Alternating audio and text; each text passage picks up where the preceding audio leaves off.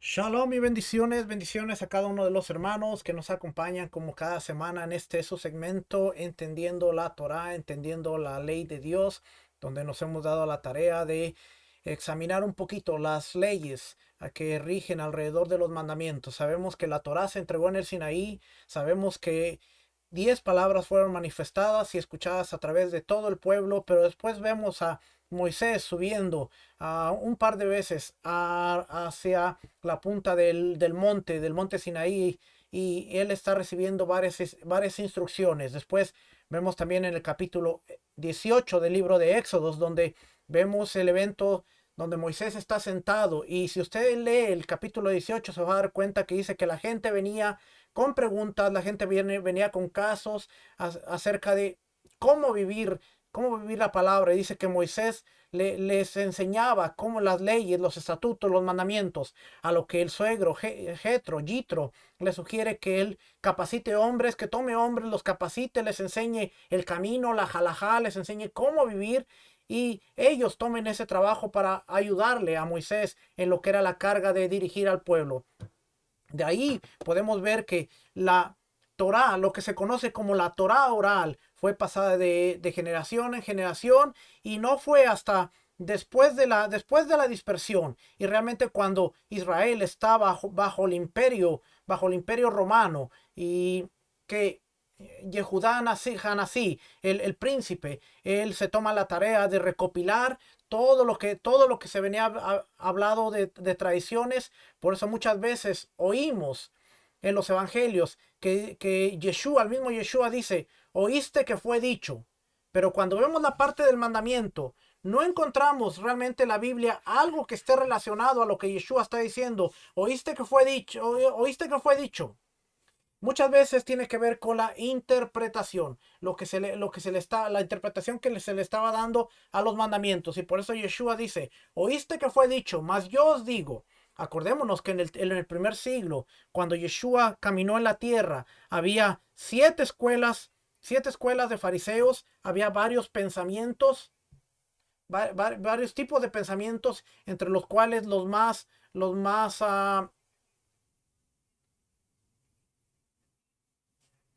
espérenme, algo está sonando por aquí. Ok. Ah, había varias escuelas de pensamientos, y estaba Giliel y Shammai, las dos más prominentes, y cada una tenía su forma de interpretar. Por eso cuando vemos aún Yeshua no estaba en contra de las tradiciones, sino en la imposición, ya sea la de Giliel o ya sea la de Shammai. Otro ejemplo, vemos que en el capítulo 10 del libro de Hechos, vemos que aparece el evento del lienzo, en donde baja un lienzo del techo, y Pedro ve los animales, y después tocan a la puerta y son los enviados de Cornelio. Cuando Pedro va a la casa de Cornelio, él dice, tú sabes que me es ilícito, que le es ilícito, nos es ilícito entrar a la casa de un gentil. En ningún lugar de la Torá vamos a encontrar que diga esto. Pero ¿de dónde viene esto? Esto viene de las escuelas de pensamiento. Y si no sabemos todo este tipo de cositas, no vamos a entender muchas cosas de los evangelios aún. Por ejemplo, los milagros de Yeshua y las disputas que tenía. ¿Quién era la audiencia? Los saduceos, los fariseos, los herodianos.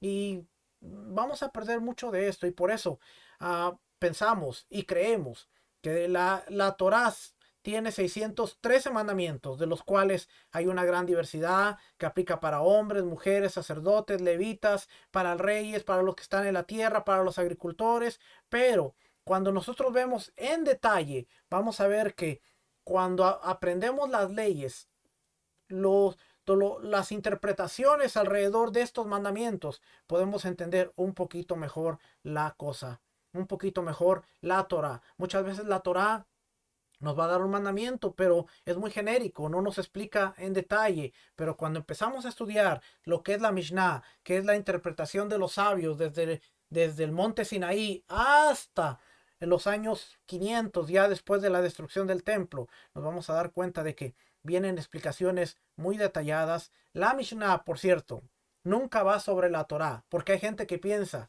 que porque estudiamos la Mishnah estamos dejando a un lado la Torah. Cuando realmente tú estudias la Mishnah, yo tengo tengo tres juegos de Mishnah, ¿okay? Tres diferentes, aparte del Mishneh Torah, que es algo distinto a la Mishnah, pero tengo tres juegos diferentes de Mishnah. Cuando yo estudio Mishnah, lo primero que veo es referencia a la Biblia, referencia a otro versículo bíblico, referencia a otro versículo bíblico. Es imposible estudiar la Mishnah literalmente si yo no tengo una Biblia a la mano. Así que para el que piensa que el que estudia Mishnah deja a un lado la Biblia, la Torah, no está entendiendo el sistema porque no se puede estudiar una sin la Torah.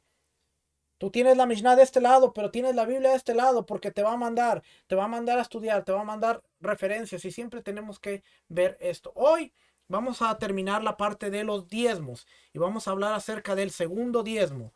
Hemos aprendido bastante acerca de este tema que pensábamos que, sí, el diezmo, dar el 10% y ya. Pero nos hemos dado cuenta de que no. Hemos aprendido acerca de la terumá gedolá, para los sacerdotes. Hemos aprendido acerca del primer diezmo, que era para los levitas. Y de los levitas sacaban el diezmo de diezmo. Hoy vamos a hablar de lo que seguía después. Porque de la cosecha era terumá gedolá, que era el 10%, so quedaba 90%. De ese 90% se sacaba un diezmo, que era un 9%, se daba a levita. Y de ese 91%, 81% que quedaba, se tomaba el segundo diezmo, que era muy diferente en el año segundo, cuarto y quinto, y en el año tercero y sexto. Tercero y sexto era para los pobres. Segundo, cuarto y quinto era para la persona, para que se lo comiera en Jerusalén. Pero hoy vamos a ver cómo funcionaba realmente todo esto, porque vamos a ver cómo funcionaba el segundo diezmo. Ya vamos en la última cadenita. Estamos usando el Mishneh Torah de Ramban. ¿Qué es el Mishneh Torah? El Mishneh Torah es prácticamente Ramban. Tomó todo lo que es la Mishnah completa, todo lo que son la Gemara, todo lo que son las opiniones de los sabios, y él la compiló. Él hizo una sinopsis para que fuera un poco más entendible. En lugar de estudiar todos los documentos, Ramban dijo, bueno, de todo esto te voy a dar esto, y de ahí tú puedes entender un poquito más. Y eso es la Mishneh Torah. Este es el libro 7. Vamos a hablar acerca de el segundo diezmo. Déjeme ver si me deja pasar por aquí.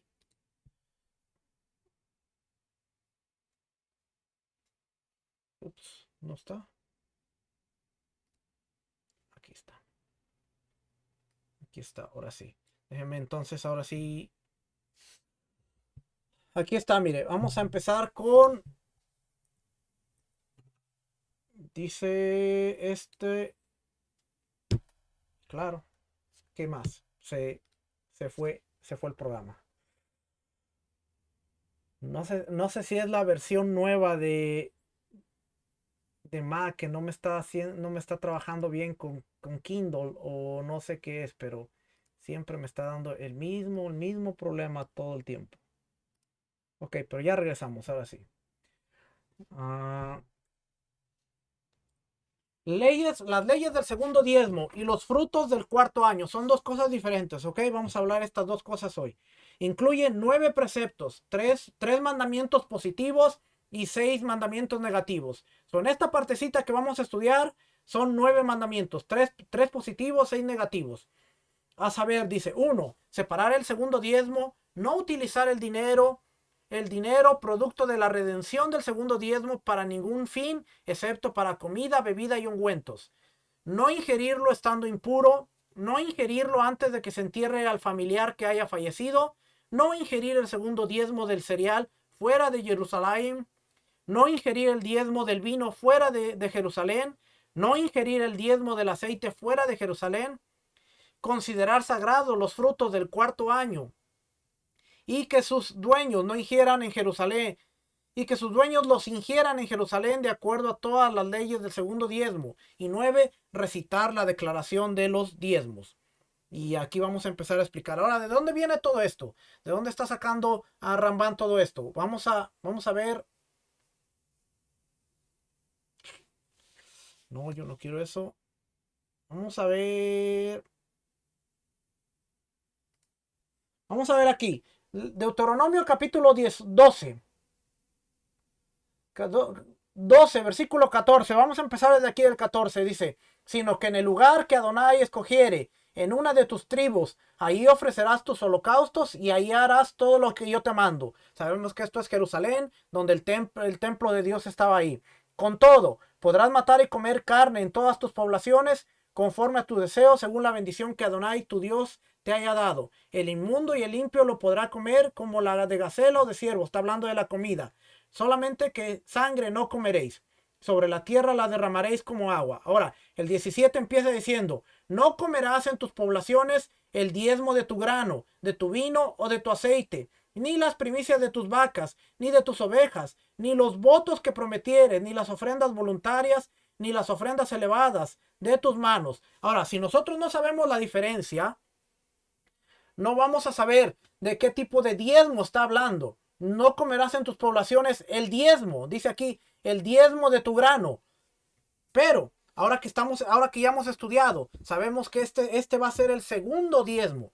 ¿Ve por qué es importante la explicación? Porque si nosotros leemos la Biblia, ok, el diezmo, pero no sabemos que se dividía en Terumá Gedolá, ofrenda para el sacerdote, primer diezmo para el levita, segundo diezmo es el que tú comías y tenía que comerlo en Jerusalén, tercer diezmo para el huérfano, para el pobre, para la viuda. Entonces, si no sabemos estas cosas, tomamos un versículo de la Biblia y decimos el diezmo. ¿Cuál diezmo? ¿Y por qué? ¿Por qué dice no lo comerás en tus poblaciones? Porque acuérdate que tiene un estatus de santidad. La Terumá Gedolá es santa porque es para el sacerdote. El primer diezmo es santo porque es para levita. El segundo diezmo es santo porque aunque es para ti, tú lo puedes comer, pero ahora le pertenece a Dios. Y Dios te está invitando a su mesa. Dios te está invitando de su provisión. Y Él dice, ven a Jerusalén, preséntalo aquí y cómelo. Pero es santo, es mío. No te lo puedes comer donde sea. Ya que es mío, tiene santidad, tienes que venir y tienes que manejarlo de la manera que yo te diga. Por eso es que es importante conocer esto, porque decimos, nah, pero todos esos chorros de leyes y de cosas. Bueno, es que estamos manejando cosas que tienen un estatus de santidad, ya no es mío. Así como la Terumá Gedolá, que es santa, es del sacerdote, la ofrenda mayor, que es del sacerdote, es santa. El diezmo del primer diezmo, que es el de levita, es santo, es de levita. Nadie más lo puede tocar, nadie más lo puede comer. Segundo diezmo, es de Dios. Yo lo puedo comer, pero solamente donde Él me dice y cómo me dice. Y por eso en los mandamientos leímos que no lo puede comer en estado de impureza ritual y obviamente moral, porque tienes que subir delante del rey. Entonces, vamos a seguir leyendo aquí. Dice, no comerás, no, ni comerás en tus poblaciones el diezmo de tu grano, de tu vino, de tu aceite. ¿Ve? Quiero ver si hay algo más por aquí. Déjenme. No, eso no era lo que quería, pero ok. Déjenme ver. Después vamos a ver qué dice el capítulo 14, versículo 23. Aquí está. Mire, capítulo 14, versículo 23, 22. Aquí está la ley del diezmo. Esta es la versión Reina Valera. Dice la ley del diezmo. Indefectiblemente. La palabra indefectiblemente es hacer. Dar una décima parte de una décima parte. Hacer, tacer. Indefectiblemente diezmarás todo el producto del grano que rindiere tu campo cada año.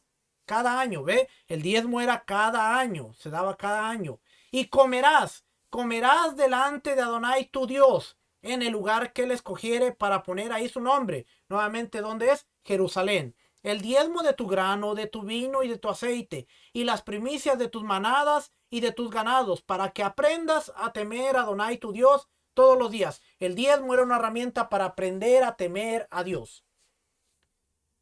Todos los días. Y si el camino fuere tan largo, esto es lo que vamos a explicar en todo lo que vamos a leer hoy. Y si el camino fuere tan largo que no puedas llevarlo por estar lejos de ti el lugar que Adonai tu Dios hubiera escogido para poner en él su nombre, cuando Adonai tu Dios te bendijere, entonces lo venderás y guardarás el dinero en tu mano y vendrás al lugar que Adonai tu Dios escogiere y darás el dinero por todo lo que deseas, por vacas, por ovejas, por vino, por sidra o por cualquier cosa que tú deseares, y comerás ahí delante de Adonai tu Dios y te alegrarás tú y tu familia. Ojo, pero aquí dice, y no desampararás a levita que habitar en tus poblaciones, porque no tiene parte ni heredad contigo.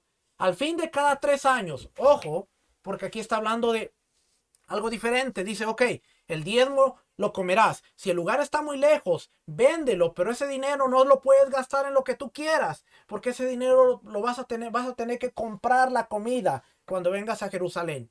Una vez que vengas a Jerusalén, compras tu comida, tu bebida, para que te alegres tú y tu familia y te acuerdes de levita también. Así que si hay un levita desamparado, hey, vamos a Jerusalén. ¿Por qué cree usted que se cantaba el cantito? Yo me alegré con los que me decían, a la casa de Adonai iremos. Porque todo el mundo se alegraba cuando iban al diezmo, iban a comer al diezmo, iban a las fiestas, yo me alegraba, hey, invíteme, yo voy, yo iré a la casa, yo iré. Ese salmo tiene que ver con los diezmos y las fiestas, porque era cuando subían. Y por eso el salmista que está cantando ahí decía, yo me alegré con los que me decían, a la casa de Adonai y iremos. Y él decía, yo iré, a la casa de Adonai yo iré, porque hay celebración. Seguimos leyendo. Dice aquí, no desampararás a levita que habitar en tus poblaciones, porque no tiene parte ni heredad. Al fin de cada 3 años sacarás todo el diezmo de tus productos de aquel año. 3 años. 1, 2, 3, tercer año. 4, 5, 6, sexto año. Al tercero y al sexto sacarás todo el diezmo de tus productos de aquel año y lo guardarás en tus ciudades. Ya ese no es tuyo, es de Dios. Él te está diciendo qué hacer con él. Lo guardarás en tus ciudades. Vendrá el levita que no tiene parte ni heredad contigo, y el extranjero y el huérfano y la viuda que hubiera en tus poblaciones, y comerán y serán saciados para que Adonai tu Dios te bendiga en la obra que tus manos hicieren. La Biblia nos da un poco de explicación qué hacer con el diezmo del segundo, cuarto y quinto año. Pero el tercero y el sexto también dice, guárdalo ahí en tus ciudades, guárdalo. No es tuyo, es mío, guárdalo. Ok, ya lo cosechaste, lo apartaste, ahora entiende que no es tuyo, es mío. Y yo voy a mandar a los necesitados al lugar donde yo tengo comida para ellos, no es tuya. Va a venir el levita, va a venir el huérfano, va a venir el extranjero, va a venir la viuda y van a comer, y no solo van a comer lo que tú quieras darle, van a comer y se van a saciar. No va a haber hambriento. Ellos van a comer, déjalo ahí en las ciudades. Así es que, habiendo dicho esto, vamos ahora sí a leer Mishneh Torah, o antes de Mishneh Torah. Déjeme ver si. Antes del Mishneh Torah, vamos a leer el Tariag Misbo, libro de los mandamientos, un poquito la explicación, y después entonces sí leemos rapidito el Mishneh. Mandamiento 2, 438, Levítico, Deuteronomio 12:16. Traerás ahí vuestros holocaustos y vuestros sacrificios. Bueno, nos vamos a brincar al otro. 12:13. Tampoco no es ese. Aquí, 12:15. 442, mandamiento positivo. No podrás comer dentro de tus puertas el diezmo. Está prohibido comer el Maser Sheni, el segundo diezmo de grano fuera de Jerusalén. Le pensé poquito en la palabra, pero dice, está prohibido consumir, mandamiento 443, mandamiento prohibitivo. Está prohibido consumir el segundo diezmo de vino fuera de Jerusalén. No se puede consumir el grano, el vino y el aceite tampoco. Mandamiento 444. Está prohibido consumir el segundo diezmo, maser sheni de aceite fuera de Jerusalén. Mandamiento 445. No puedes comer los primogénitos de tu vaca y de vuestro rebaño. Al Cohen se le prohíbe comer un animal primogénito, inmaculado, fuera de Jerusalén. No se podía comer. Y nos vamos a brincar hasta el 14, ¿verdad? Dijimos Deuteronomio 14. 13. Van por orden, así es que vamos a tener que llegar al 14. 14. Aquí, mandamiento 474, mandamiento positivo. De verdad diezmarás todo el producto de tu semilla. Esta es la misma del Maser Sheni, el segundo diezmo. En el primero, segundo, cuarto y quinto año del ciclo Shemitah, del ciclo de 7 años. Un segundo diezmo, una décima parte, se separa del resto del producto original después de la terumá, la ofrenda para el sacerdote, y el Maser Rishon, el primer diezmo, que son las partes del Cohen y del Levita, que se han separado. La terumá es del sacerdote, el Cohen, y el Maser Rishon, el primer diezmo, es del Levita. El Maser Sheni debe ser llevado a Jerusalén por el dueño y comido ahí por él, su familia e invitados. Si el dueño no puede transportar todo su Maser Sheni, su segundo diezmo, a Jerusalén, es permitido canjearlo por dinero, pero debe agregar una quinta parte, que es igual a un cuarto del valor original, a la suma. Los fondos pueden usarse solo para la compra de alimentos. Oiga bien, dice, los fondos pueden usarse solo para la compra de alimentos para comer en Jerusalén. Uno no puede usar este dinero para comprar ningún alimento que esté obligado a traer. Aunque la Torá no nos obliga a separar los diezmos de las verduras, los sabios, Hazal, promulgó que incluyéramos las verduras en la separación de los diezmos. Y ya que separamos Maser Oni, la siguiente Misbat, que es el tercero y sexto año de cada ciclo de 7 años, Shemitah, en lugar de Maser Sheni, la fecha determinante cuando comienza el año para fines de diezmo son las siguientes: vegetales y granos, primero de Tishri, Rosh Hashanah, que es el año nuevo, y para el fruto del árbol el 15º de Shevat. Y ahorita vamos a leer eso. No se debe considerar la obligación de separar Maser como una carga excesiva. No se debe considerar la obligación de separar el diezmo como una carga excesiva. Por el contrario, debe sentirse afortunado de que solo se le exige que separe una quinta parte de su producción, terumá, primer diezmo y segundo diezmo. Porque si un dueño de campo arrienda su campo a un parcero para trabajar, regar y cosechar el campo, el trabajador exigiría como pago hasta la mitad del producto. Hashem, sin embargo, envía los vientos que traen las nubes y lluvia para nutrir el campo. Él da a la fruta su sabor y dulzura, y todo lo que pide al dueño, en cambio, es que separe los diezmos apropiados, los masrots, y dárselos a los menos afortunados. Al mandamiento 474, al cabo de 3 años sacarás todos los diezmos de tus frutos. En el tercero y sexto año del ciclo Shemitah, en lugar del Maser Sheni, es una misma separar una décima parte de los productos para distribuir a los pobres. Esto se llama Maser Oni, el diezmo para los pobres. No tiene santidad. Este diezmo nos dice no tiene santidad ni requisitos especiales, pero hasta que este diezmo se separe, el producto permanece tebel, prohibido. No puedes comer de tu cosecha hasta que no separes este diezmo. Y no tiene santidad, ¿por qué? Porque no vas a Jerusalén. Viene el huérfano, viene la viuda, viene el extranjero. Puede comerlo y puede estar en un estado de impureza ritual. No importa, ellos tienen hambre, tienes que darles de comer. Por eso dice no tiene santidad. ¿Qué pasa? Se separaba la ofrenda, la terumá, para el sacerdote. El primer diezmo para el levita. El segundo diezmo o el tercer diezmo, dependiendo del año. Hasta que no se separara todo esto, tú no podías comer de tu cosecha. Lo interesante, no podías comer. La semana pasada vimos que podías comer eventualmente una uva aquí, una uva allá, pero hasta que no separaras todo, no podías tomar los frutos y comértelos. Cada ciudad tenía un lugar de almacén para los diezmos, exacto. Acuérdense que Israel estaba dividido en 48 ciudades levíticas. 6 eran de refugio, pero la mayoría eran ciudades levíticas donde estaban los sacerdotes, estaban los levitas. Entonces ahí eran llevados porque ahí se suplía la necesidad de la comunidad. Así es que cada ciudad tenía un lugar porque cada ciudad tenía una comunidad levita en donde estaban los sacerdotes, los levitas, tenían sus almacenes, tenían todo. Ahí tenías que llevarlo porque ahí es lo que nos dice la Biblia. Y mandamiento 475, no exigirás pago de tu prójimo. Eso ya es otra cosa. Ahora sí, vamos a leer rapidito. Son 11 al alfolí. Pudiéramos decir lo que ese era el alfolí, exactamente. Un granero, un lugar de guardar las cosas. Ajá. Ahora sí, capítulo 1. Después de separar el primer diezmo en cada año, se separaba el segundo diezmo, Maser Sheni, como expone, deberá separar el diezmo de toda la cosecha, y en el tercero y sexto año del ciclo del año sabático se separaba el diezmo para el pobre en lugar del segundo diezmo, como hemos explicado. En el primer día del mes de Tishri es el comienzo del año en lo que respecta al diezmo de los granos, las legumbres y las verduras. Y siempre está dicho, Rosh Hashanah, sin especificar, se refiere al primero de Tishri. Y el 15 de Shevat es el comienzo del año en lo que respecta al diezmo de los árboles.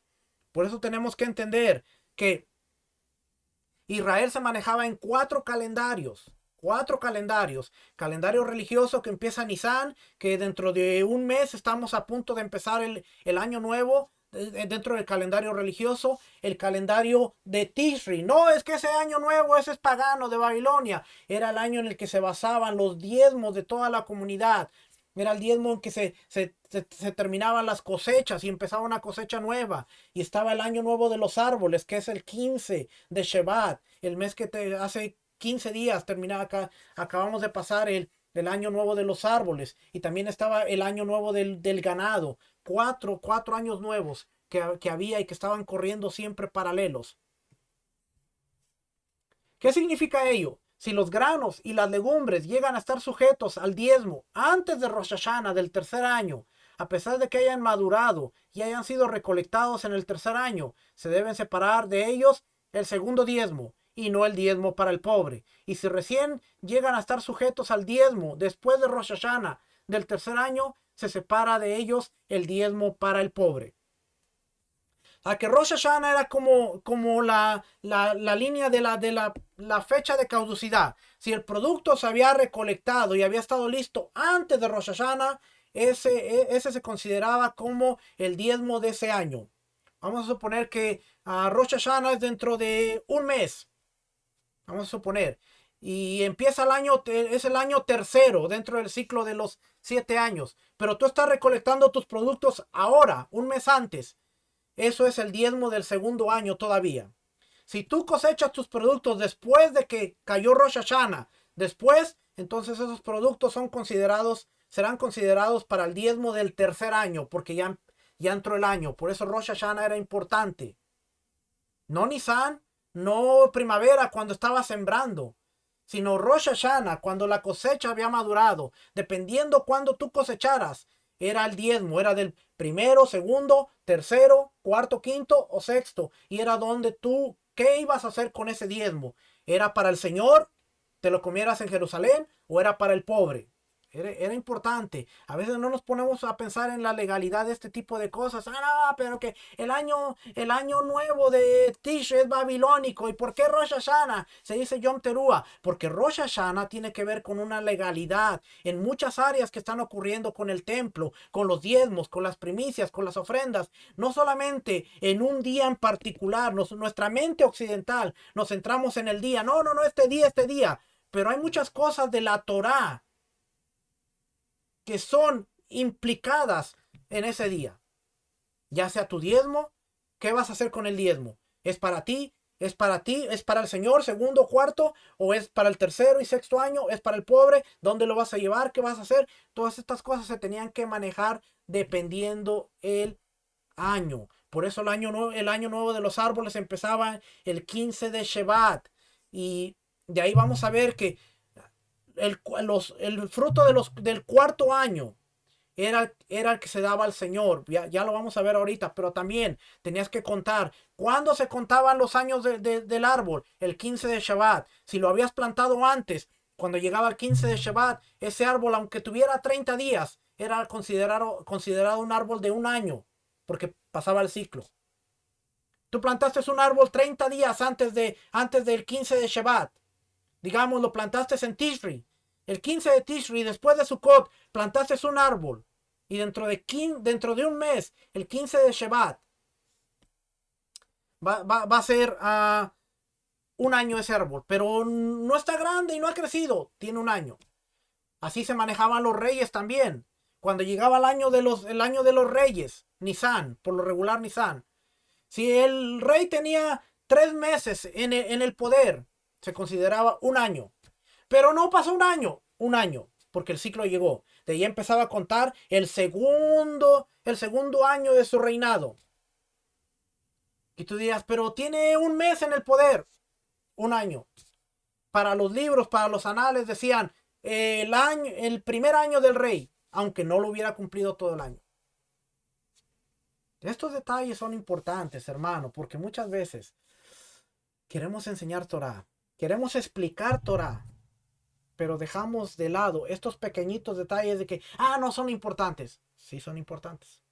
Sí son importantes, porque a la hora de explicar, a la hora de entender, a la hora de procesar la información, nos cambia la cosa completamente. Completamente.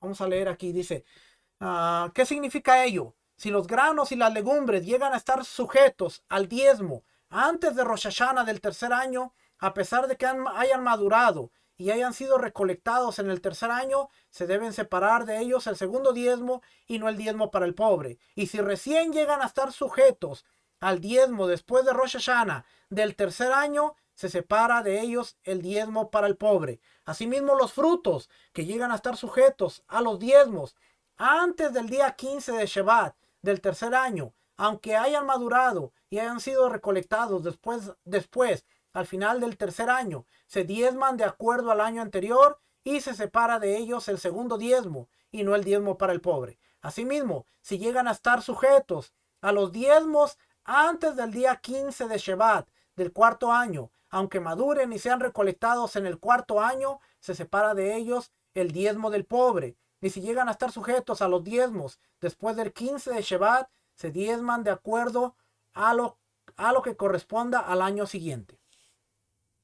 Espero no haberlo confundido con las fechas, pero es importante para que usted vea. 5. Asimismo, de los frutos del árbol, solo el etrog se considera como las verduras y no regimos por su recolección, tanto respecto del diezmo como del año sabático.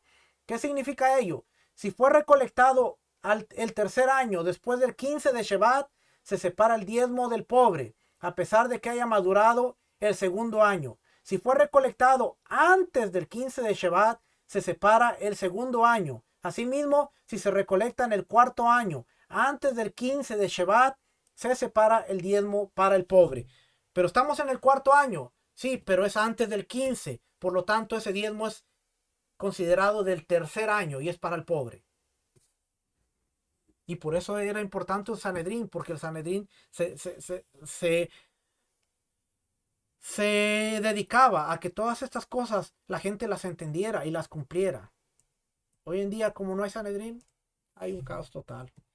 14. El segundo diezmo, siendo que necesita ser comido en Jerusalén, no se lo lleva desde la diáspora, tal como el primogénito animal. Por consiguiente, los sabios no obligaron a separar el diezmo en Suria, que es a Persia.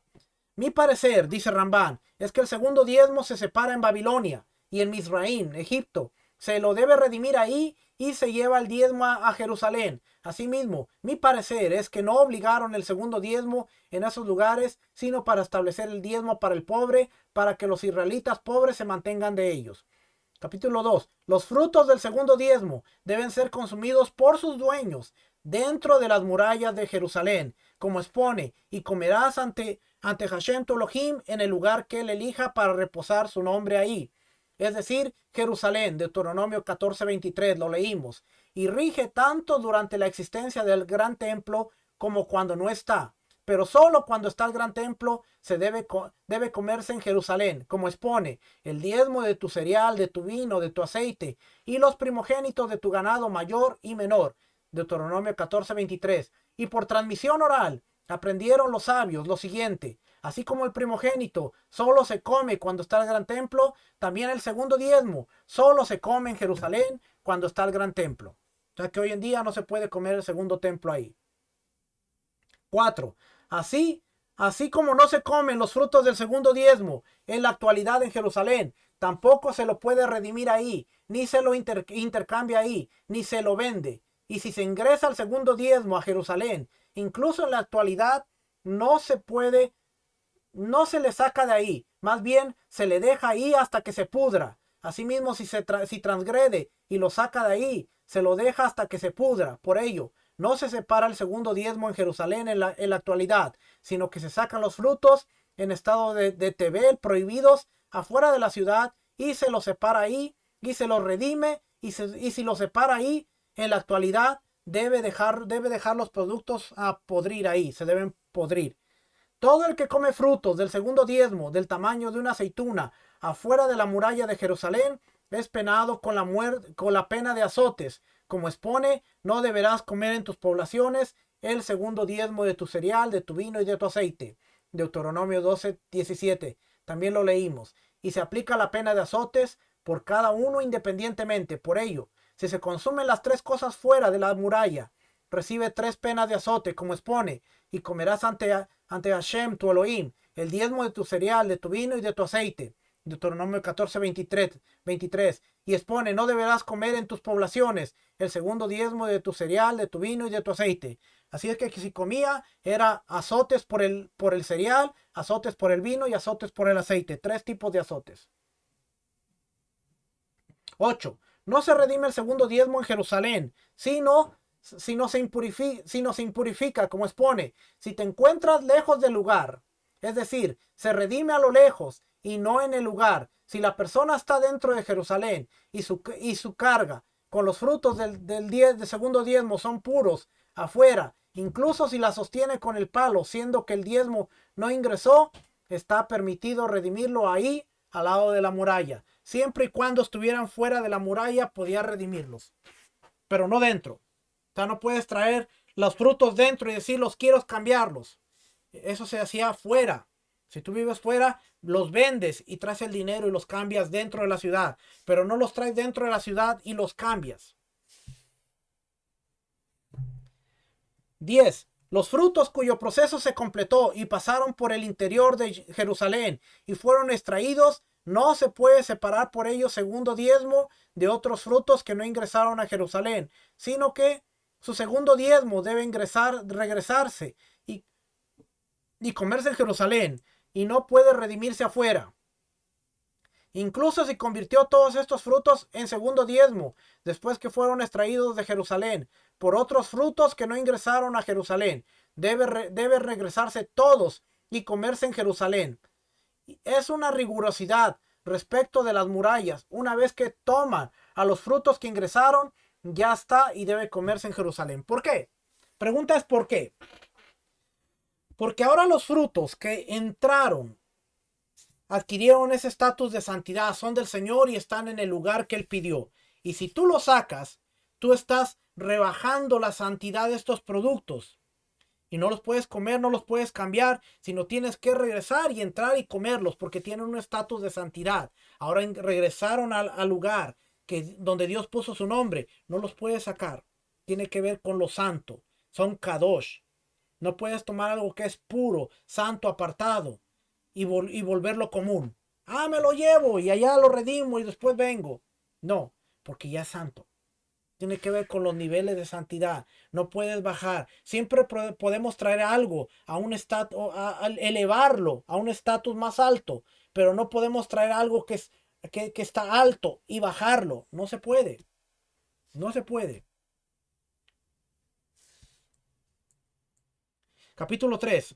Voy rapidito porque ya faltan 15 minutos. El que come segundo diezmo en impureza recibe la pena de azotes, como expone. No lo consumí en estado de impureza, Deuteronomio 26:14. Ya sea que el diezmo está impuro y el que lo come puro, como si el diezmo está puro y el que lo come impuro. Esto si lo come en Jerusalén, antes de que sea redimido, que no recibe la pena de azotes por comerlo con impurezas, sino en el lugar donde se debe comer. Pero si lo come con impurezas afuera de Jerusalén, se le aplica la pena de azotes por rebeldía. Claro, porque Jerusalén es un lugar santo y tenía que estar ritualmente puro para subir y comerlo. El incircunciso es considerado como el impuro, y si come segundo diezmo, recibe la pena de azotes por la Torá, tal como recibe esta pena por comer terumá, porque la terumá es denominada Kodesh, Y también el segundo diezmo es denominado Kodesh, santo, ya que está dicho sobre esto. Kodesh para Hashem, ¿ves? Santo para Dios, es santo. Un impuro que se sumerge en aguas rituales puede comer segundo diezmo a pesar que aún no anocheció, porque hizo una tevilá, hizo una inmersión. No se le debe dar frutos de segundo diezmo a un ignorante de Torah, ni frutos que se compran con el dinero con el cual se redimió el segundo diezmo, porque tiene presunción de tener impureza. No se le debe dar frutos del segundo diezmo. Segundo diezmo, oiga el segundo. Ya no estamos hablando ni de la ofrenda para el sacerdote, ni del diezmo para el levita. Está hablando del diezmo que es del Señor, que te lo vas a comer tú. Dice, no se lo des a un ignorante de la Torá, porque es como si tuviera un estatus de impureza, presunción de impureza. El segundo diezmo. Ahora el primer diezmo, que es para el levita. Y la ofrenda que es para el sacerdote. Y que hoy en día muchos piden y dicen, trae, da. Por eso es que con el diezmo, hermano, uno no debe meterse, porque son cosas santas, apartadas. Y eso es como jugar con las cosas sagradas de nuestro rey. Y eso es algo que hay que mantenerlo muy en serio, hermano, muy en serio. Si el segundo diezmo, que era el que tú te ibas a comer, dice, no se lo des a un ignorante de la Torá. Ahora imagínese los otros, que tienen un estado de, impureza, de pureza más alto. Para pensar, ¿va? 10. El segundo diezmo está destinado solo para comer y beber, como expone, y lo comerás ante Hashem tu Elohim, Deuteronomio 14:23, y untarlo es considerado como beber, y está prohibido gastar el dinero con el cual se redimió frutos del segundo diezmo en otras necesidades. Oiga bien, está prohibido, no se puede comprar objetos, ropa o esclavos, como expone. No aporté de ellos para uso fúnebre, Deuteronomio 26:14. Me faltó leer esa parte también de Deuteronomio. Es decir, no lo gastes en algo que no mantiene el cuerpo. Y si lo gastas en otra cosa, aunque sea algo de una misbah, por ejemplo, si compró un cajón y una mortaja para un misbah que no tiene quien se ocupe de su entierro, para un sepulcro, debe comer su equivalente de acuerdo a la ley del segundo diezmo. Del segundo diezmo uno come lo que suele comer, bebe lo que se suele beber y se unta lo que se suele untar. Uno no debe untarse vino o vinagre, pero se unta aceite. Uno no se debe exprimir frutas para extraer su jugo, excepto aceitunas y uvas. Y uno no debe sazonar el aceite, pero se puede sazonar el vino. Y no se obliga a la persona a comer un pan o aceite que esté en mal estado. Más bien, por cuanto que no es apto para consumo humano, ya pierde la santidad. 16. El segundo diezmo, a pesar de que se puede untar, no se le debe colocar sobre una herida, ni sobre una sarna, ni se le puede hacer con ello un amuleto, ni similar, ya que no fue destinado para medicina. Vamos a hablar un poquito de eso. De hecho, hoy me hicieron una pregunta y qué interesante que está hablando de esto. Santiago 5 habla de que si alguno está enfermo, venga a los ancianos y sea ungido con aceite, ¿verdad? Bueno, lo que se nos olvida es que nuestra mente occidental estamos pensando en tráelo al frente, tráelo al altar, venga la botellita de aceite, vamos a untarnos de aceite en las manos, vamos a imponer manos y vamos a untarlo de aceite, vamos a echarle chorritos de aceite ahí. No, no es lo que está diciendo. En el antiguo Medio Oriente y todavía en el contexto del primer siglo se usaba el aceite como propósito medicinal. Se hacían ungüentos, aceite con medicinales, ungüentos. Aquí lo que está diciendo es el diezmo. Puedes tomar el aceite y untártelo como un humectante, pero no puedes usar ese aceite y crear un ungüento para heridas, porque ese es el segundo diezmo. Así es que cuando Santiago habla de traer a los enfermos y ungirlos con aceite, era un ungüento especial, una llaga, una lepra o cualquier tipo de enfermedad se les traía, se les ponía el ungüento para sanar esa herida, no el aceite que conocemos hoy. ¿Okay? Ese es el contexto.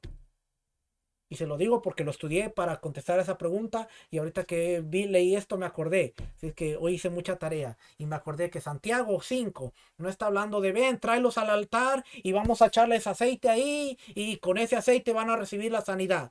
Lo que hace que la persona reciba la sanidad es la oración y la fe que se tiene en el Dios Altísimo, no el aceite. Tú puedes orar por una persona sin el aceite y si es la voluntad de Dios y la persona cree, va a ser sana. Con aceite, sin aceite, el aceite no es el milagroso. Pero hoy en día, las jarras de aceite en los altares. Déjenme seguir leyendo mejor. Así es que dice 17, el segundo diezmo es un bien del Altísimo, como expone, es para Hashem, es de Dios. Levítico 27:30. Por ello, el segundo diezmo no se adquiere mediante un regalo, a menos que le dé el tebel, lo que está prohibido. El que lo recibe separa el diezmo. Entonces la persona separa el diezmo. Mira, esto está prohibido para mí, te lo regalo. Ah, bueno, yo voy a separar diezmo de eso y me voy a comer el resto. Segundo diezmo no se puede consagrar. Con el segundo diezmo a una mujer no se le debe vender, no se le debe tomar como garantía, no se le debe dar como garantía y no se le debe intercambiar. ¿Por qué? Porque es de Dios. 21. Con los frutos del segundo diezmo no se debe pagar un préstamo. No se puede usar como regalos de boda, no se puede usar para pagar favores, ni se puede designar para pagar la caridad de la sinagoga. Pero se permite pagar con ello actos de bondad y es necesario notificar al respecto sobre los fondos. No podías hacer lo que quisieras con el segundo diezmo, hermano. Ese era del Señor y el Señor dijo, es para que tú y tu familia lo disfruten aquí conmigo. Así que hoy en día, es casi imposible cumplir con este segundo diezmo. Casi imposible. A menos de que tú tomes una cantidad extra parte para dar fondos de caridad, acá aún más grande, acá que necesitas un corazón del tamaño de gigante para decir voy a dar toda esta acá. Ahora, acuérdate, era anual, ¿eh? Esto no era que en cada cheque tú tienes que dar esto. Era cada anual. Pero hoy vivimos en otros tiempos, claro, claro está. Capítulo 4. El que quiere redimir fruto del segundo diezmo lo redime por su valor. Y dice, estas monedas son en lugar de estos frutos. Intercambio estos frutos por este dinero. Y si no lo explicas, y si no lo explícita, sino que solo separó las monedas equivalente al valor de los frutos, alcanza. Y no necesita explicitarlo. Y los frutos pasaron a ser mundanos y la persona debe ese dinero a Jerusalén y gastarlo ahí, como expone. Si el camino a Jerusalén es demasiado largo para ti y no puedes cargarlo, entonces lo vende. El que redime el segundo diezmo, bendice. Bendito eres tú, Adonai, nuestro Elohim, Rey del universo, que nos ha santificado con sus mandamientos y nos ha mandado sobre la redención del segundo diezmo. Y si los intercambia por otros frutos o por dinero, bendice sobre el intercambio del segundo diezmo.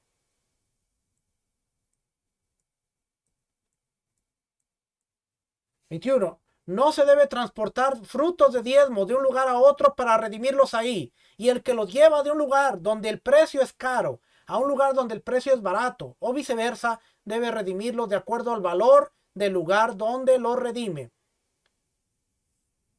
Leo el 22 y le digo, si uno tiene frutos de segundo diezmo en el granero y hace gastos para transportarlos de su casa en el campo a la ciudad, donde tiene un valor superior, debe redimirlos de acuerdo al precio en la ciudad y pierde sus gastos. Mira, mi ovejita vale $200 aquí, pero si la llevo allá, vale $300. Ah, el valor son 200, entonces doy 200, me quedo con 100. No, porque hiciste esto, ahora esos $300 es el valor del segundo diezmo. No puedes quitarle. Puedes quitarle. Si la ovejita valió $200 aquí y vas a un lugar en donde te la compraron en 150, tú tienes que separar como diezmo $200, que era el valor. No podías quitarle. Y no podías aumentarlo y decir, no, yo tengo que dar tanto. No, era el valor que tenía tu animal o el valor que tenía tu cosecha. No se permitían los astutos de decir, mira, ¿te acuerdas de Ananías y Zafira? No se permitían los astutos. Capítulo 7. Dice el verso 3. Con dinero del segundo diezmo, solo debe comprarse alimento humano que crece en la tierra, de la tierra directamente o indirectamente, como animales, tal como expone en la Torá. Ganado mayor, ganado vacuno o ganado menor, o vino, bebida vino o bebida embriagante. 9. El azafrán no debe comprarse con dinero de diezmo porque es solo para el colorante. Y lo mismo se aplica a cosas similares, aromatizantes, colorantes y saborizantes, siendo que no es para comerlas a estas cosas mismas, sino para el sabor que imparten. No puede comprarse con dinero de diezmo. Tienes que poner de tu dinero para esas cosas. Capítulo 8. No hay nada en el capítulo 8. Capítulo 9. Los frutos del cuarto año. Bueno, terminamos con el segundo diezmo. Con los frutos del cuarto año, netar rebaí, desde la plantación del árbol, son sagrados, como expone, y el cuarto año todos sus frutos quedarán consagrados para alabanza a Hashem. Todo lo que salga del árbol. No es una parte, sino es todo. Levítico 19:24. Y la norma es que debe comerse en Jerusalén, tal como el segundo diezmo. Y así como no rige el segundo diezmo en Suria, tampoco rige la ley de los frutos del cuarto año. Sobre estos frutos está dicho: las consagraciones de cada uno serán de uno. Número 5:10. No hay algo sagrado sobre lo que no se explicitó en la Torá a quien le pertenece, aparte de los frutos del cuarto año. 8. El primero de Tishri es Rosh Hashanah respecto de Orlá, los primeros 3 años del árbol, así se le llama, Orlá, los primeros 3 años, cuando los frutos están prohibidos. Y Rebaí es el cuarto año. Orlá es a los 3 años, Rebaí es el cuarto año. ¿Y desde cuándo se empieza a contar para Orlá y Rebaí? Para el tercero o cuarto año, desde el momento en que se planta, y no se cuenta de un Rosh Hashanah a otro, sino que 30 días en el año ya se considera un año. Vean lo que le decía al principio, un año entero, siempre y cuando la plantación se arraigue antes de los 30 días. ¿Y cuánto demora esto en general para los árboles? 2 semanas. Si planta un árbol en 2 semanas, ya echó raíces, así es que en 30 días ya es considerado un árbol de un año. Si le llegó la fecha. Entonces, has aprendido que el que planta 44 días antes de Rosh Hashanah, ese año lo computa. O sea, ya tiene un año. A pesar de esto, los frutos de esta plantación no quedan liberados de Orlá y Rebaí, sino hasta el 15 de Shevat, que es el Rosh Hashanah de los árboles. 10. Todo lo que está sujeto a Orlá, los primeros 3 años, está sujeto a Rebaí, el cuarto año. Y todo lo exento de Orlá está exento de Rebaí. ¿Cómo expone? 3 años estarán prohibidos por Orlá para ustedes. Y en el cuarto año, todos sus frutos quedarán consagrados para alabanza a Hashem en Jerusalén. Levítico 19 del 23 al 24. Capítulo 11, este es el último. Es un precepto positivo hacer una declaración ante Hashem después de separar todos los obsequios, diezmos y terumos de todos los productos de la tierra. Esto se denomina declaración del diezmo. Se llama Biduy Maser. Biduy es declaración. ¿Okay? Y diezmo es Maser. Biduy Maser. No se hace esta declaración sino después del año en que se separa el diezmo para los pobres, como expone, ¿ve? Hasta que se separa el diezmo para los pobres o el segundo diezmo, el que tú te vas a comer. Cuando termines de diezmar y dirás ante Hashem tu Elohim, ya saqué de mi casa los productos consagrados. Era hasta el tercer diezmo o el segundo diezmo. ¿Cuándo se hace la declaración? A la tarde del último día de Yom Tov, de Pesach, del cuarto y del séptimo año, como expone, cuando termine de diezmar, números 26:12, es decir, en la festividad en la cual todos los diezmos están completos, y Pesach del Pesach, ¿dónde quedó? Y Pesach del cuarto año llega cuando todos los frutos del tercer año fueron diezmados, tanto los frutos del árbol como los frutos de la tierra. ¿Ok? Eso quiere decir que a veces en Sukkot todavía los frutos no se traían completos. Pues llegaba Hanukkah y no se traían completos. Entonces esperaban hasta Pesach, cuando la gente todavía tenía productos, antes de que hubiera nuevos productos de los árboles, que era la nueva cosecha, y los traían. Por eso se quedó como Pesach, como el último día para traer todos los diezmos. No porque Pesach fuera el año único de la Biblia, porque a veces tenemos que tener cuidado con lo que decimos, porque entonces... Era el último. Déjenme leerle este último aquí. 14.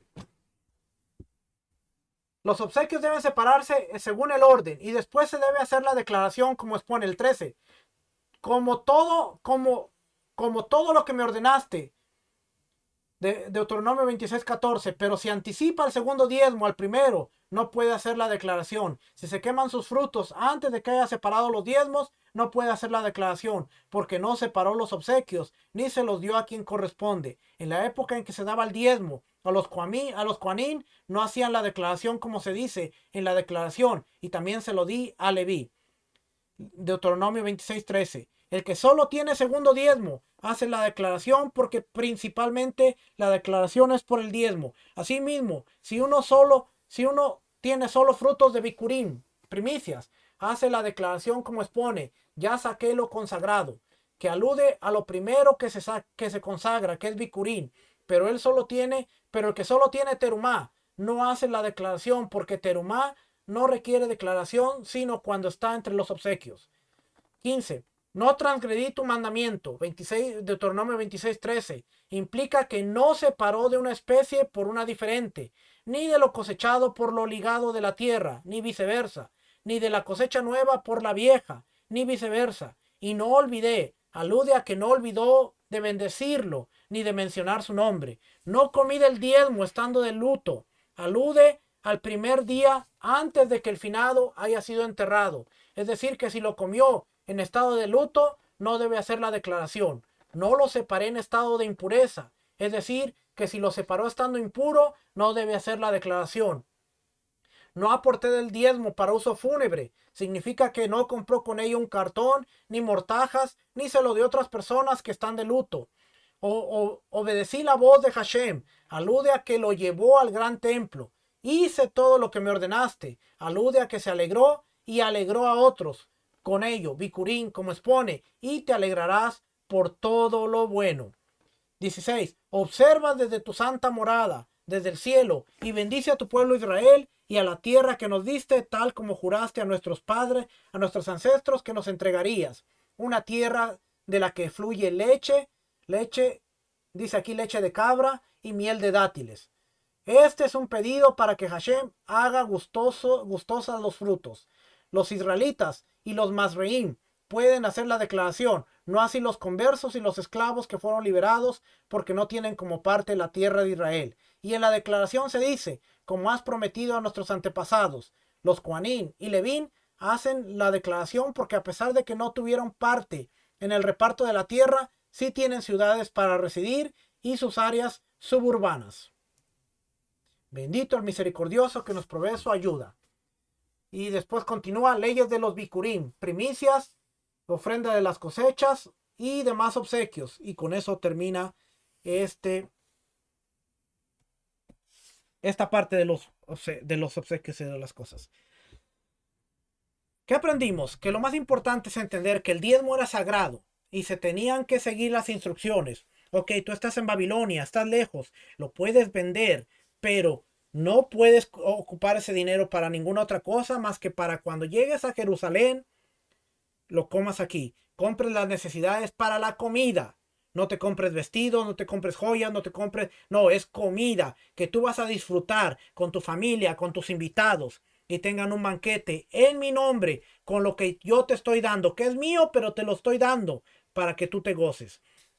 ¿Qué aprendimos al final? Lo último que le leí es la declaración. Hoy, por no conocer estas cosas, hoy llega el tiempo de primicias y hay gente tomando una canasta, levantándola y haciendo la declaración, cuando esa declaración se hacía en el templo con los frutos de la tierra y que se había cumplido con cada una de las cosas. Pregunta, si tú estás dando primicias, si tú estás meciendo los diezmos, apartaste terumá, apartaste primer diezmo, apartaste segundo diezmo, hiciste todo lo que acabamos de estudiar en estas últimas 3 semanas. No, entonces la respuesta es, o el consejo es, no podemos hacer esa declaración. Ah, pero es que se oye bien bonito. Y es que la Torah dice, no podemos hacer esa declaración. Porque esa declaración se hacía estando parado frente al sacerdote en el templo cuando ibas a comer los diezmos que habías traído.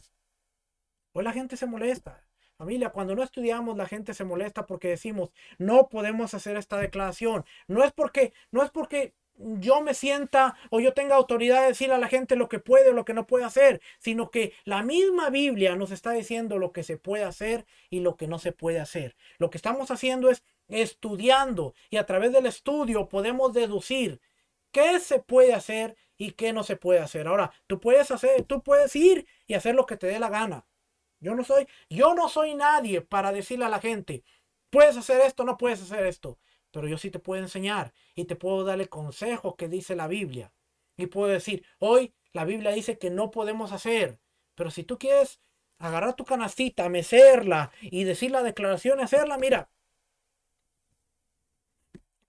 hazlo. ¿Quién te impide? ¿Quién te impide? Nadie. Yo tampoco. Mi trabajo es enseñar. Mi trabajo es escudriñar. Mi trabajo es que aprendamos. Mi trabajo es que vayamos viendo lo que nos dice la escritura, lo que nos dice la Mishnah. ¿Por qué? Porque a través de esto podemos explicar. Pregunta, ¿qué le he enseñado de este documento? Que no la haya leído en la Biblia y que hayamos visto, ahí está la Biblia. Sí, cierto. Ahora lo entiendo más. Lo leía en la Biblia, pero no lo entendía. Pero después de haber leído esto, ahora digo, sí, cierto, ahí está. Bien clarito lo dice ahí, pero no lo entendía. ¿Por qué? Porque esta es una explicación de lo que dice la Biblia. Que cuando tú la estudias, vas a la Biblia y dices, mira, ahí estaba. ¿Por qué no lo entendíamos? Porque no es nuestra cultura. Porque no nacimos ahí, porque no crecimos en ella, porque venimos de una mente occidental donde el diezmo, el dinero, era manipulación, era para los gastos de la iglesia, era para el pastor que no trabajaba, era para las cosas. De este lado estamos aprendiendo una cosa totalmente diferente. Desaprende esto. El diezmo no es manipulación. El diezmo era para hacer justicia social y para ayudar al sacerdote, al levita y a los más necesitados. Y más aún, el segundo, el cuarto y el quinto año, Dios te decía, ¿sabes qué? Voy a hacer una gran fiesta. ¿Dónde? En Jerusalén. ¿Qué tengo que llevar, Señor? Nada. Yo voy a poner todo. Voy a poner la vaca, voy a poner los panes, voy a poner el vino, voy a poner las frutas, voy a poner todo. ¿Qué hago, Señor?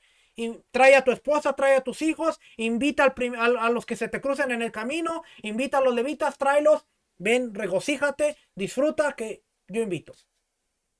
Señor, pero es de mi misma cosecha. Sí, pero es mío, yo te lo invito, cómetelo. Pero en el tercer año es mío, pero ahora no es para ti. En el tercer año, llévalo a la ciudad.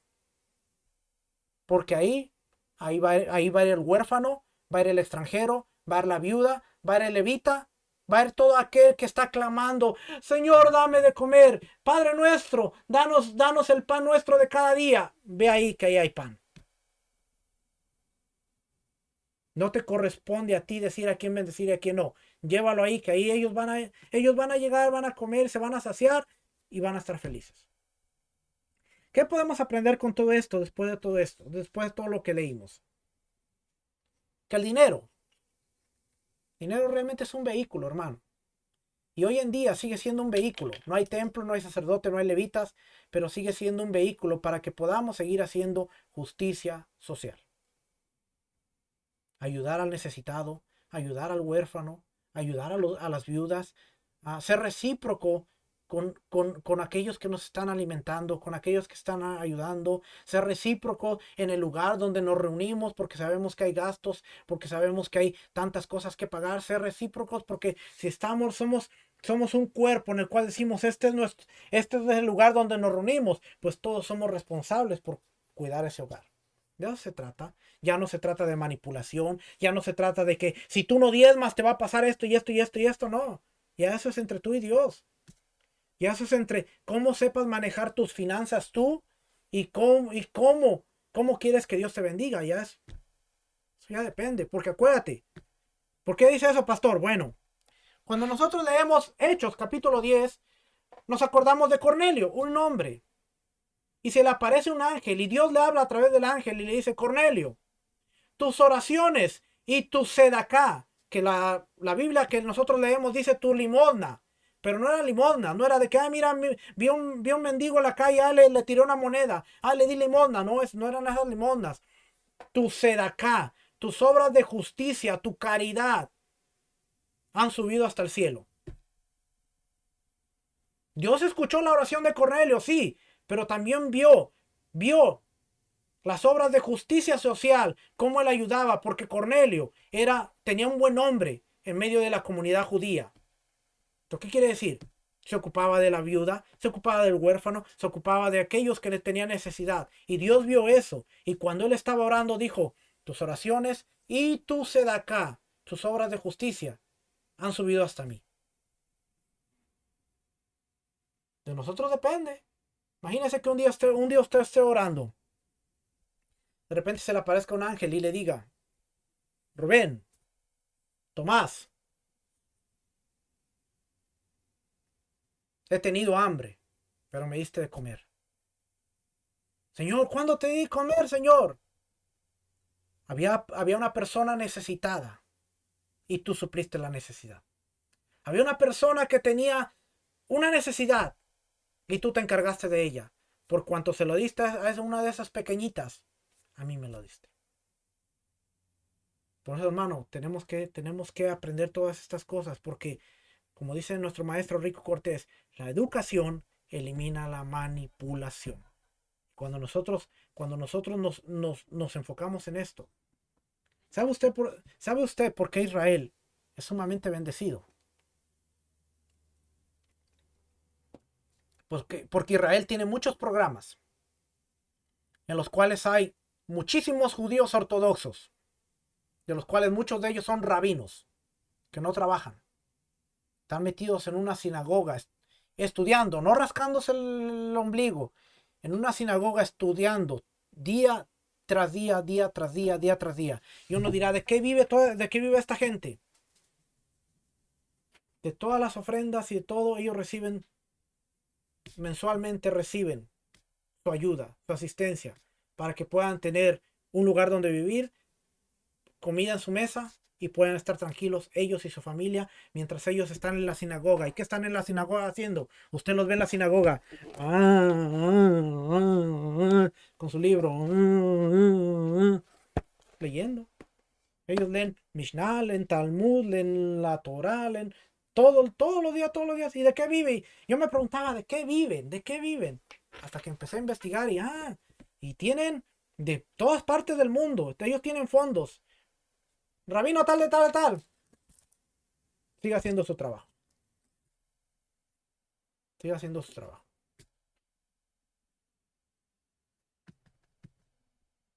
¿Sí? Yo siempre voy a estar agradecido porque yo me acuerdo que una vez una persona me dijo algo que hasta el día de hoy me cala. Me cala. Esta persona va a una sinagoga. Es judío. No observa nada, pero es judío. Mi jefe. Y me acuerdo que él un día me dijo, tú te estás volviendo más observante que yo. Me estás avergonzando porque ahora tú eres más judío que yo. Y la mamá le decía, mira, él celebró Pesach, mira, tocando el shofar. Y yo le mostraba, enseñaba las fotos a su mamá. Y decía, mira, un día mi esposa cocinó 2 panes y se los llevé.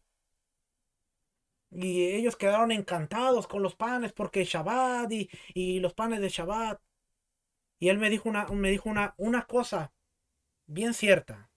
Y él me dijo, mira, si tú te sigues encargando de la Torá, Dios se va a encargar de ti. Este hombre no es ni profeta ni nada. Y él me dijo, si tú te encargas de la Torá y no descuidas la Torá en nada, Dios se va a encargar de ti. Y hasta el día de hoy, mi pasión, la pasión que yo tengo adentro de mí, es aprender. Para hacerme más sabio que las personas, no. Aprender, aprender, aprender, porque quiero saber cómo honrar a mi rey. Y enseñar a las personas que quieran aprender, no a los que quieran debatir, no a los que quieran ir en contra de todo, a los que quieran realmente aprender. Porque si algo yo he aprendido de todo esto, es que mi vida ha cambiado.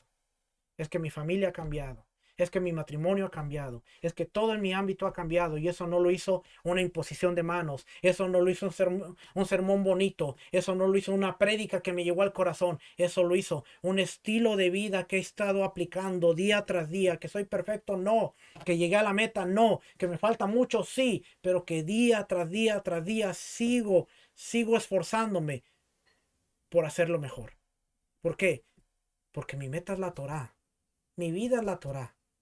De lo demás se encarga mi rey. Y yo quiero vivir del ministerio.